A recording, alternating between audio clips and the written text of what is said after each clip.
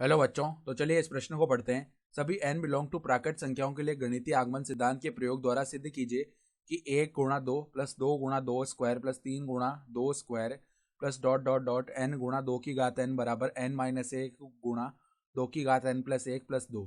तो यहाँ पर देखो, हमें गणितीय आगमन सिद्धांत से ये सिद्ध करके दिखाना है।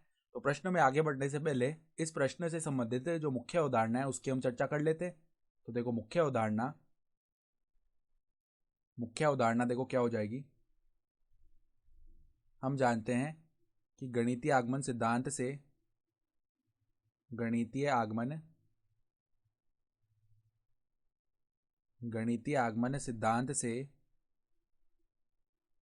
यदि n बराबर k पर Pn सत्य हो तो n बराबर k प्लस 1 पर भी Pn सत्य आना चाहिए। यही कहता है गणितीय आगमन का सिद्धांत। ठीक है, तो अब देखो, सवाल में जो Pn दिया हुआ वो लिख लेते हैं पहले। तो Pn बराबर में क्या है हमारे पास, 1 गुणा 2 प्लस में 2 गुणा 2 स्क्वायर प्लस में 3 गुणा 2 स्क्वायर प्लस में इस प्रकार पद आगे बढ़ रहे हैं, प्लस में n गुणा 2 की घात n है, बराबर में क्या है n-1 गुणा 2 की घात n प्लस 1 प्लस में 2। ये है Pn। तो पहले हम क्या करते हैं, Pn की सत्यता की जांच कर लेते हैं n बराबर 1 पर। तो माना n बराबर 1 है तो P1 निकालेंगे यहाँ से। तो P1 का पहले हम बायां पक्ष निकाल लेते हैं। तो बायां पक्ष जो है उसमें हम n बराबर 1 रख देंगे। तो 1 गुणा में देखो 2 की घात 1 ये बनेगा, तो ये 2 बन जाएगा।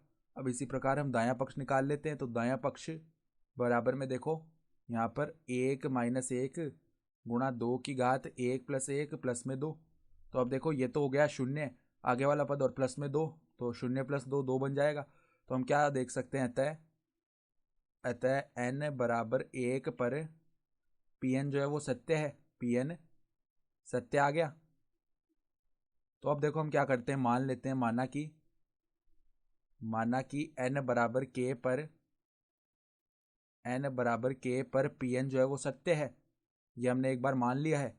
तो अगर Pn सत्य है n बराबर k पर, तो देखो 1 गुणा 2 प्लस में 2 गुणा 2 का स्क्वायर प्लस में 3 गुणा 2 का स्क्वायर। ठीक है, इस प्रकार जो है पद आगे बढ़ते जाएंगे और यहाँ पर n के स्थान पर हम k रख सकते हैं।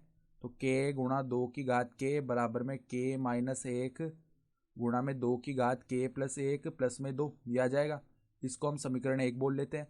तो अगर हमने मान लिया कि n बराबर k पर Pn सत्य है, तो गणितीय आगमन के सिद्धांत से n बराबर k प्लस 1 पर भी Pn सत्य आना चाहिए।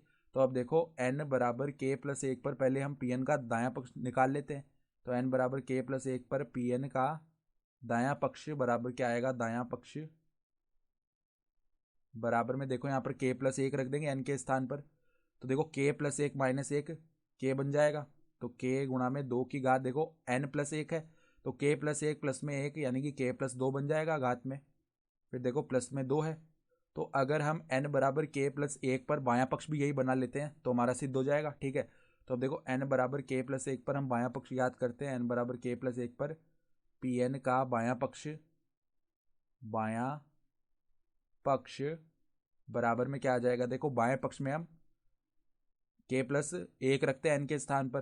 तो 1 गुणा 2 प्लस में 2 गुणा 2 का स्क्वायर प्लस में क्या है 3 गुणा में 2 का स्क्वायर। इस प्रकार पद आगे बढ़ रहे हैं और पहले देखो k प्लस 1 से पहले k का पद जरूर आएगा। तो पहले यहाँ पर देखो ये वाला पद जरूर बनेगा k गुणा 2 की घात k। तो प्लस में k गुणा 2 की घात k, फिर उसके बाद k प्लस 1 का पद आएगा। तो प्लस में k प्लस 1 गुणा 2 की घात k प्लस 1। ठीक है, अब देखो इतने इतने पद का मान हम समीकरण 1 से क्या रख सकते हैं, k-1 गुणा 2 की घात k प्लस 1 प्लस में 2, तो रख लेते हैं मान।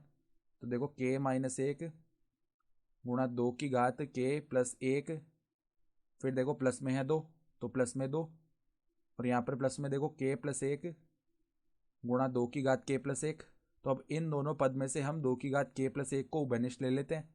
तो 2 की घात k प्लस 1 को जैसे ही हमने उभयनिष्ठ लिया तो ब्रैकेट में बचा k-1 प्लस में k प्लस 1 और प्लस में 2 तो चल ही रहा है। ठीक है, तो -1 और प्लस 1 ये तो शून्य हो गया, और यहाँ पर देखो k बाहर रख लें तो 2 क्या आएगा बाहर, देख। ठीक है, k प्लस k 2 के बन गया। गुणा में क्या है 2 की घात k प्लस 1 और प्लस में 2 है।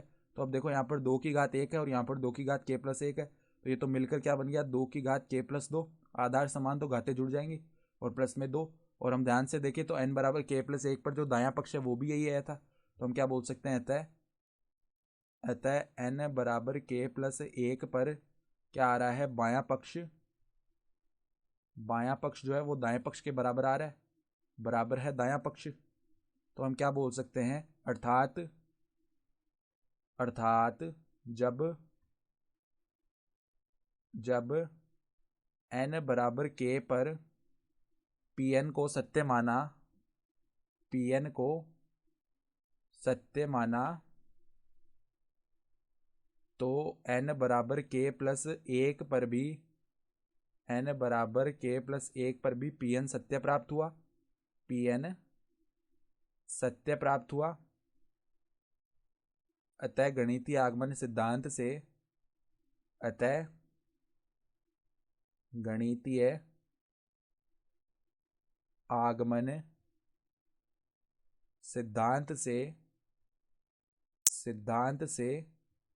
Pn प्रत्येक प्राकृत संख्या के लिए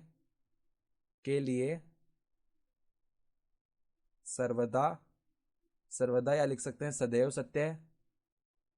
सदैव सत्य और यही हमें सवाल में सिद्ध करना था। तो हम क्या लिख सकते हैं इति सिद्धम, अर्थात दी गई अवधारणा के आधार पर हमने सिद्ध करके दिखा दिया। तो आशा करता हूँ कि आपको ये प्रश्न समझ में आया होगा। धन्यवाद।